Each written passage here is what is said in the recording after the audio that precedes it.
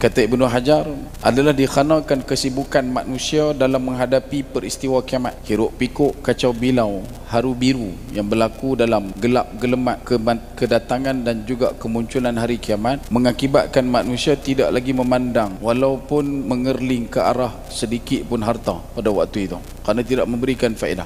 Bahkan dalam waktu yang sama, sebahagian daripada perkataan Ibnu Hajar ini juga merujuk kepada bagaimana satu orang tu bila duduk dalam keadaan dekat dengan kiamat kecil dia, waktu dia dah nak meninggal dunia, barang mungkin pada kedudukan sakitnya ataupun sememangnya duduk dalam keadaan sakaratul maut, walaupun dibentangkan dan dihidangkan emas serta perak di depan matanya, maka dia tidak lagi mahu untuk melirik ke arah harta tersebut, kerana ada satu lagi tanggungjawab dan juga perkara yang lebih besar, iaitulah kematian yang bakal diharungi. Begitu juga disebutkan oleh Ibnu Hajar, ketika itu tidak ada seorang pun yang mahu dan mampu untuk melirik kepada harta. Bahkan orang yang dalam hidup dia berusaha sekuat-kuatnya pada zaman dan waktu itu untuk meringankan beban dirinya daripada belenggu dan juga ikatan harta. Kalau boleh, orang pada waktu tu adalah manusia yang usaha untuk banyak meninggalkan harta-harta. Dan inilah apa yang diungkapkan oleh Ibnu Hajar mengenai manusia yang tidak memerlukan lagi kepada harta kerana sibuknya dengan urusan kiamat. Tidak menafikan adanya sebab lain.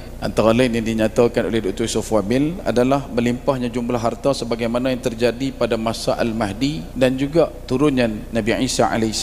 Dengan demikian, maka manusia tidak memerlukan lagi harta benda terjadi pada dua masa, kata Dr. Yusuf Wabil, iaitu yang pertamanya adalah pada fasa Khalifah Ar-Rashidin Al-Mahdiyin dan juga pada renjak masa di zaman Khalifah Umar bin Abdul Aziz, dan yang keduanya adalah tandaan di zaman dan waktu Al-Mahdi dan juga turunnya Nabi Isa AS.